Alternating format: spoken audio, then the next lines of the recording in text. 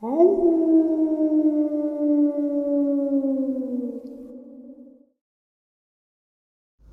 and salutations, folks. I hope everyone is still doing well, and welcome to today's bonus. Before we jump into it, a couple quick links. As many of you may know, I rely on Patreon, PayPal, channel membership, and the merch to help the channel to continue to grow and go. Links to Patreon, PayPal, and channel membership is in the description below. Merch displayed directly under the video. Also, Dogman Frightening Encounters, Volume 1 through 3, the audiobook versions. They were written and researched by Tom Lyons, narrated and produced by me, Jeff Nadolny. These audiobooks are available on Audible, Amazon, and iTunes, links to which are also in the description as well. And finally, last but definitely not least, if you'd really like to help support the channel to continue to grow and go, simply subscribe. It does not cost a cent. Click the like button, takes half a second. If you don't want to miss out on any of the informative uploads that I put out daily, click the bell icon, and folks, please leave a comment and share the video. Why? Well, because these things really do help the channel to continue to grow and go. They definitely do matter, and they are appreciated. And with that, I have taken far too much of your time. Let's jump in to today's bonus, shall we? So, a brief rundown of today's video. Encounters, obviously, but I have a picture that I've tried to post 3 times. I've tried to put it in a video twice, and I tried to put it on my community page once. It's a photo of a dogman outside of my daughter's boyfriend's house. He took it while he was getting up to get a soda or something, a drink, and as he had walked out of his room, he looked through the window and saw a large grayish dogman. Well, he ran towards the kitchen area and took a picture. For some reason, it just came out black, and every time I have posted it, someone emailed me and said, "Hey, what's that pic look like?" And I emailed it back to him. Please don't do that. I've got a million emails coming in daily. I cannot email everyone this picture, so I'm praying that it comes out on this video. Also, if it doesn't come out, I'm obviously going to know, and so there's really no sense of saying the video or the picture is black, because I'm not going to go back and delete the video or take that section out, because it's virtually impossible. And then the video is a video that I posted the other day. Probably one of the most compelling videos of the existence of these creatures. I know they exist because I saw one myself, and those people who have seen them themselves know they exist, but this is the most compelling evidence. What I did was I let the video run, and then I enlarged the section of where the dogman is. So with that, let's get into some encounters to start this day off. Today's first encounter. Myself and 3 of my friends were attempting to harvest our cash crop that we had planted in a cornfield very close to an old cemetery back in October of 2017. The silage corn had been tall that year, standing 8 to 10 feet, but the feed corn harvest was about to take place, and it was time to pull our cash crop. We had just gotten into the field and fanned out. I was the furthest to the right. Straight ahead in the distance was a blue flash of light that originated in a cemetery. It looked like it was 10 to 15 feet off the ground, then a loud crashing thump, like something heavy fell. Then a few hundred feet to the left, the same exact thing happened, like a blue ring-shaped flash of light. These things tore out of the trees and into the corn at an incredible speed, faster than any living creature I'd ever seen move, supernaturally fast.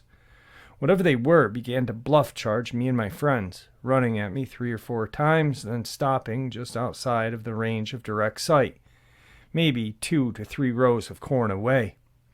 They were as large as grizzly bears and as fast as racehorses. They were going between me and my buddies. Then I saw the head and shoulders of one, a large wolf-like head with pointed ears and huge shoulders. The head had no neck and was situated directly on its shoulders. It was a terrifying sight. There was absolutely zero doubt in my mind as to what I had just seen. It was 10 feet away from me at max. Just then it charged me from the front and left. My buddy's dog came out from the right. I thought I had been flanked and almost shot the dog, who was losing her mind at the time, whining and whimpering and shaking profusely nonstop. At this point, I start praying aloud, and these two dog-like creatures, or whatever they were, instantly turned and hightailed it out of that cornfield and back toward that cemetery. So my buddies and I found each other eventually, and they said they had been bluff charged as well. The guy who had driven us said he had seen it. I told him I did as well. I continued to pray as I looked in the direction I saw this creature's run off to. We still had a serious job to do. There were thousands of dollars sitting in that field. We got things harvested, wrapped up, and ready to move out of there. Well, they doubled back around us because when my friend and I were struggling with dragging a blue tarp full back along the tractor access route, we passed a large bush. One of these creatures was right there. My friend screams out, "There's a wolf!" As I looked up, it was running like a man on two legs. The creature only ran about 10 feet into the woods and stopped dead in its tracks. My friend and I were ready to go, and he said to me, "Is it coming back to get us?" I just started praying aloud again. Nothing else happened. We dragged everything to the car. Because it's a little hatchback, someone had to stay behind. So I thought, well, this is great. There's something seriously messed up going on here. That only seems to be kept at bay by prayer. These guys don't know I've been praying, so one of them is going to get killed if I don't stay.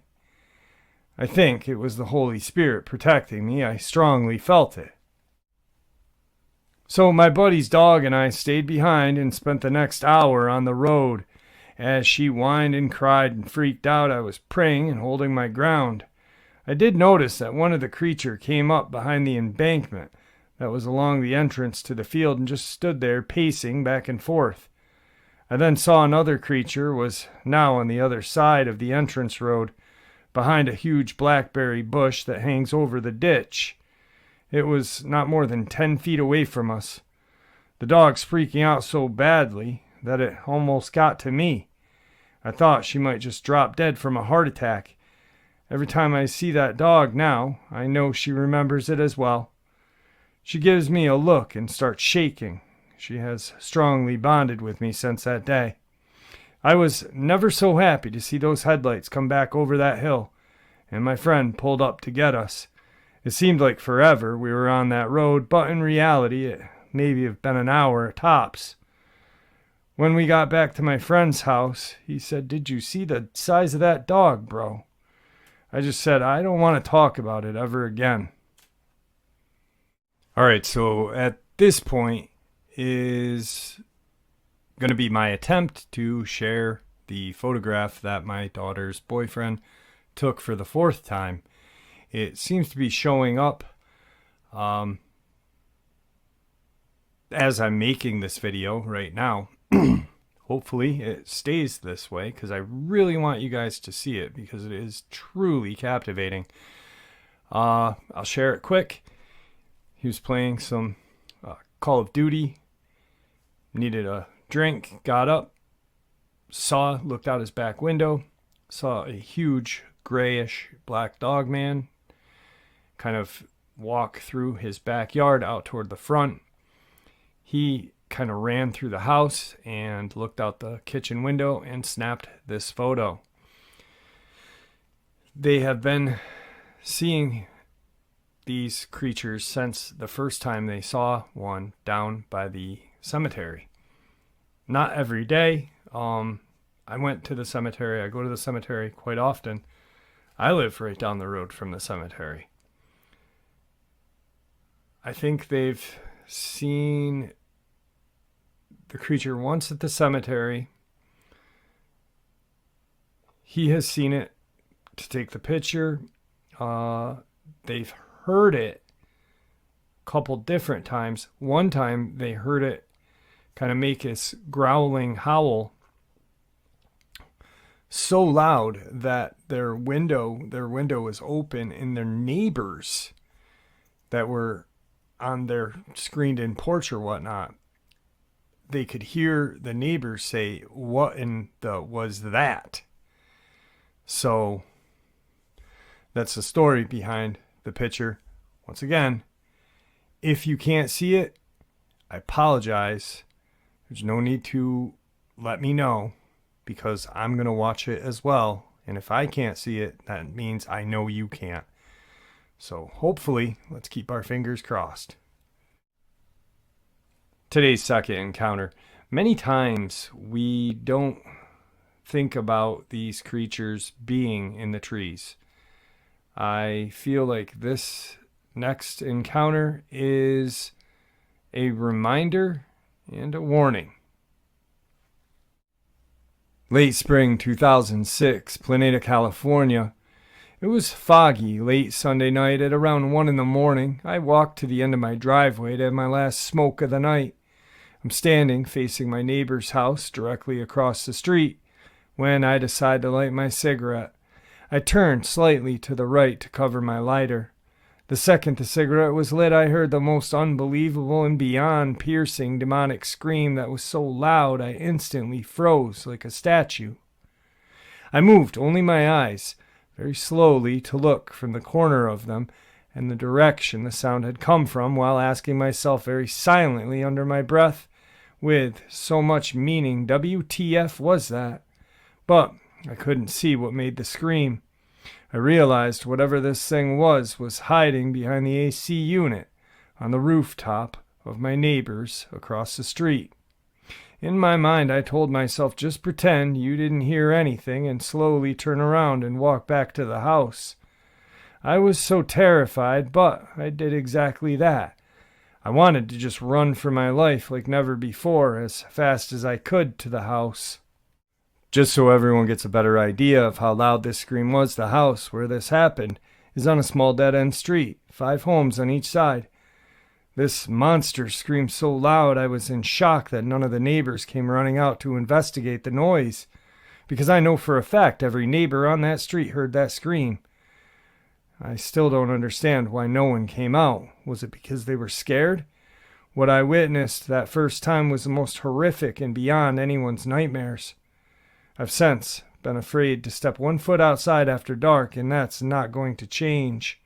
I've searched and researched over 10 years and still have no idea what this creature was or why it focused on me.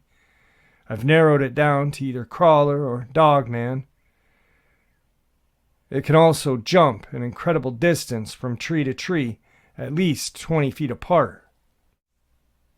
My neighbor had an experience very similar around the same time. Just after he and his wife had split up, he was doing some work on a guy's car. He had sold his car to a friend and agreed to work on it at his house. He would bike over and work on it and then bike home. It was late one night, and he had needed a drill bit, so he hopped on his bike and rode home and grabbed his tool. He was riding back to the house along an avenue when he thought he heard something jump from telephone pole to telephone pole some 20 feet away. Eventually, it landed in a tree right beside him, which caused the whole tree to bend down and almost touch the ground. He assumed it was a large bird. 3 or 4 houses down, while still riding, this bird landed in the tree again beside him. He surmised that it had landed with such force. If it were a human, it would have broken every body in its bone. Given how far down the other tree was, he couldn't believe that something could jump that far. At that point, he looked over and saw something in the tree. He instantly recognized that this was not a bird, but something humanoid, something with 2 arms and 2 legs. He kept biking, and now 4 more houses down, this creature leapt from the previous tree into the one that was right next to him. It was an impossible jump for any humanoid. Out of the corner of his eye, he could see this creature, and he was terrified. He described it as having long, like legs, which were bent in two places like a dog. It was black and had a huge torso. He couldn't see the face of the creature due to the foliage and the fact that it was night. He noted that it was making some strange sound, almost like a laugh. Terrified, he took both hands off his bike and proceeded to wave them in the air and scream. He pedaled like crazy until he reached his friend's house. The experience traumatized him so badly for months he tried to figure out what he saw, noting that it kind of fit the description of a werewolf, but still, he wasn't sure. He also noted that it definitely was no monkey. Curiously, he recalled that 2 days prior to his experience, a neighbor of his had mentioned seeing and attempting to record a UFO near their home. He wasn't sure if this experience was related to his or if it was just coincidence. In the years since, he believes that this creature he saw, with its ability to jump such large distances from tree to tree, and its enormous size, that it could easily pick up a person and carry them off.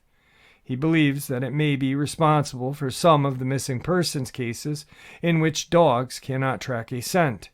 He also thinks that people were pulled into the trees and carried off. He noted that law enforcement should look into the shocking number of cases in which missing persons are found deceased at the base of a broken tree or in the area of lots of broken trees.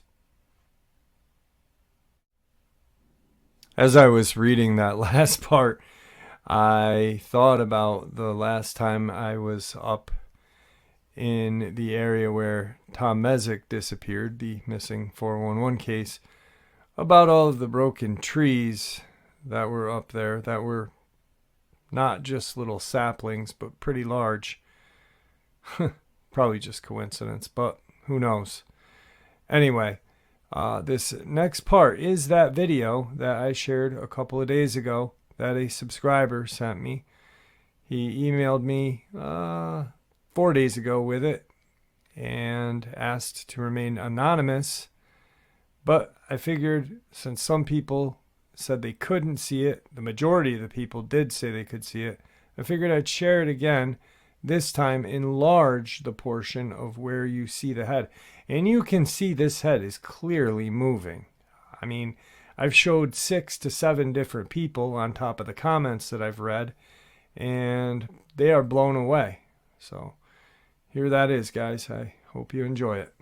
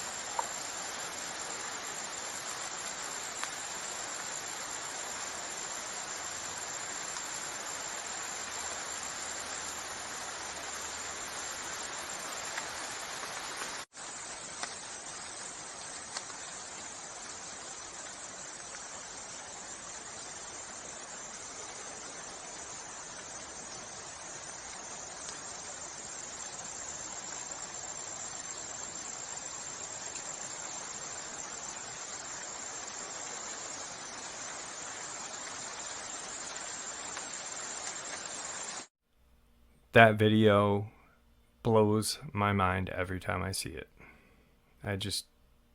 First of all, I can't get enough of it. And second of all, you can see its head moving. Just mind-blowing. Anyway, today's third encounter, I'm going to share with you. There are a couple interesting things that are coincidentally interesting to me, maybe interesting to you.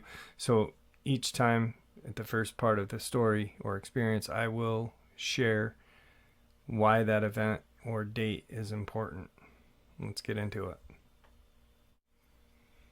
I had a Dogman experience on November 15th, 2015, the day Tom Mezek disappeared, day and year, in October Mountain State Forest near Lee, Massachusetts, very close to where a teacher from New York just recently disappeared and was found dead. I've been an avid outdoorsman, bushcrafter, hunter, survivalist for 3 decades. I've hunted all over North America, Alaska. I've come across every predator, cougar, black bear, brown bear, wolves, coyotes. What I saw on that day was no bear. It was no more than 75 feet from me. I was on the tail end of a 5-day solo. I had made camp at the top of a ridge about 250 feet from the river below me. It was at dawn, and I had made my way down to the river to retrieve some water to make some coffee.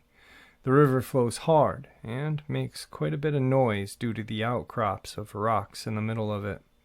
As I got closer to the water, I noticed what appeared to be a bear bent over at the water's edge. Now, the last thing you want to do is spook a bear. I carry a whistle around my neck, which I blow periodically as I'm hiking for that specific reason, to alert bears that I'm coming through. So I blew the whistle. As soon as I blew that whistle, the creature's head spun around again. I still thought it was a bear, but as its head turned, its shoulders started to turn too. It was then that I instantly knew this is no bear. It had a canine-like head. It methodically got up, in no rush. It got up on its hind legs and just completely turned around. I was in the First Battle of Fallujah, May of 2004, 2nd Battalion, 1st Marines, and I was scared every time I went live. But adrenaline took over, and I could deal with my fear. But the fear I felt that day was nothing I had ever experienced. I was frozen in fear and couldn't move. I had my .45 caliber sidearm on me, and have drawn that gun thousands and thousands of times at the range. I couldn't get myself to reach for it. I was petrified. It seemed like a lifetime. It was standing there staring at me, but it was less than a minute. It broke right down and got onto all fours and just ran toward the brush. I stood there for maybe an hour motionless until I got the courage to move. I didn't see it the rest of the trip. Today's fourth encounter. Within the past 2 to 3 years, I put pieces together from my childhood and concluded that the creature we all feared when we were kids, which we simply called the thing in the woods, was possibly a Bigfoot. There were just too many similarities to a lot of incidents and descriptions that I've heard from researchers and eyewitness accounts. I also looked up sighting reports and couldn't believe when I saw how many were in my area. Western Pennsylvania was a literal hotbed of activity, and I can commiserate with others. Having something like this lurking in your home area is terrifying, especially as kids. I remember these occurrences didn't really start happening until I was around 11 and my sister was 8. I remember when we first acknowledged our thing to a couple of our cousins when they were visiting one day.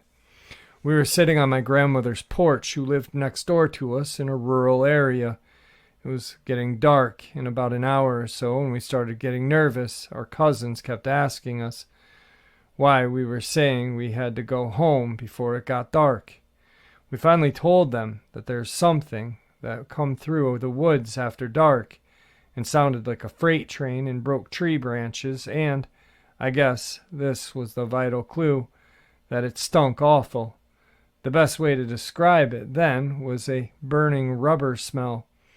That's when my older cousin very calmly and matter-of-factly simply said, "Oh well, it sounds like you have the thing in the woods here too."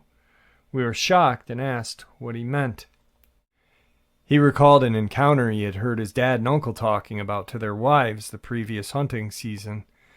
They always went deer hunting and in the summer went fishing. They had a tin little trailer they had bought for the property that was a couple hours from their homes.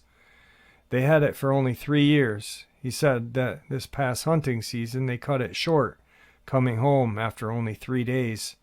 And they got home at a crazy hour in the morning because they had left in the middle of the night to come back. Their reason was the following. My cousin said that his dad and uncle had been up at camp and everything seemed normal at first, though it seemed that there were fewer deer that season. Populations change, so they didn't think much of it. The first night they were there, one of them thought they had heard some tree breaks while out relieving themselves, but thought nothing of it, since there are bear. Up there as well, trees can break naturally and fall. That night they slept well, but when they left in the morning they saw odd pine cones and a couple of small rocks around their trailer. They couldn't figure out where they had come from. The second night they both heard pinging on the roof and the back of the trailer that sounded like heavy hail. It only happened randomly, but it was enough to pique their interest. They looked outside and didn't see anything. They commented that it had stunk something awful, like a skunky type smell. It was my cousin's uncle that had said it, reminded him of burning tires on asphalt in the summer heat. That's why when they said that, it tipped my cousin off. Outside the next morning, they found more rocks behind their trailer. They climbed a ladder to the roof where there were rocks on top. This definitely perplexed them, but they thought maybe it was some stupid kids messing around. So they hunted that day, and that final night. They were talking and listening to see if something would happen again, and sure enough, they heard large rocks hitting the back of their trailer. They went out with their guns and yelled whoever's out there to stop, that they had the right to protect their property and they would do it. But the rocks kept coming. They went back out and smelled that foul odor again, very strong. Then they heard what they can only describe as a powerful snap on the backside of the trailer. Now they were mad. They ran out again with their guns to confront the pranksters. They said that all they saw was a dent in the trailer, that as they panned their flashlight they caught a glimpse of something large taking off through the tree line. They said that it had dark fur like a bear, but they both said it was running upright like a human. They knew no one in a fake suit could move stealthily like that, or that dent in the side wall of their trailer. They went inside, and one of them said, "We just saw a Bigfoot." They packed their things up and left within the hour, feeling threatened. That was the last time they ever went to that property. So something terrified these lifelong hunter woodsmen into giving up something they loved. Hearing that experience made me a believer. We were all terrified growing up of those woods. Even to this day, after more recent encounters, I'm just as scared and won't go out there at night. And what truly solidified my belief was around here was when I started to live with my ex. Not living there now because he passed unexpectedly. He insisted that there were Bigfoot coming on the property. He had weird habits as well, which made him feel he was serious. He was also a well-respected Army vet and active-duty police officer. Tonight's final encounter. We were driving home from my parents' place in Streamwood, Illinois, and went through Bartlett like we typically do. On Bartlett Road, approaching Schick Road, there is prairie/forest preserve named Hawk Hollow. That general area is supposed to be haunted, especially the park/old schoolyard nearby. Now, I've known this, and I have prayed against this entity specifically, dog-like spirit with human or human-like face. I've never seen it, but the area has had many reports of general paranormal action, and this dog thing is mentioned. I always kept a lookout when we drove through there because deer may jump out because you never know what you'll see. So my wife is driving and I'm looking around for anything weird, and also because I like spotting wildlife. It was dark around 8:30 in December. I happened to look down for a second. I think I happened to drop my phone or something. And my wife asks, "Did you see that?" I knew what it was before she said anything else. She knew nothing of my knowledge of these things in the area, and I hadn't disclosed my prayers against any evil residing there. I replied, "Did you see something weird?" She said, "I think so. It looked like a shadow that ran across the road." "Did it look like a dog?" I asked. She said it did, and was wondering how I knew since I didn't see it. She said it wasn't a solid animal like a coyote, which we see now and then. She said it was transparent and dog-like, but drawn out or thin. I then told her a little bit about the area. It's funny that it happened to run across the road when I wasn't looking. I think it's likely I'm aware of God intervening through my prayers, and it's not very happy with me. Well, that's fine with me. I know it's up to no good, and I'm not afraid of it or its brethren. So, really quick, that's the last encounter of the night. But I want to bring this up because I do believe in the power of prayer. And I don't want anyone to think that I don't after I say this, though. But, you know, if you happen to see one of these creatures or you go into the woods, be vigilant, all right? Carry some sort of protection. Because what happens if there you are and you've got a Dogman 30 feet away from you? And I know we've heard 2 accounts tonight that said prayer works, but just please listen. What happens if that prayer doesn't work and then you're Alpo? I don't want that to happen to anyone. Prayer does work. I believe that, truly do. But firearms and other protection do as well to keep you alive. And there you have it, folks. I hope you all enjoyed today's bonus as much as I enjoyed sharing it with you. I'd like to thank you all for supporting the channel. It is your support that helps the channel to continue to grow and go, and what gives us all a place and a chance to share our experiences and theories judgment-free. Everyone is simply treated with the respect that we deserve. Please stay safe, happy, healthy, and ever vigilant, keeping an eye on our children, pets, family, and our friends. These creatures are real. These events have happened. Share this information with those you love and care about, and it may just help save their lives someday. Until next time, never stop asking questions, never stop searching for the truth, and God bless you all.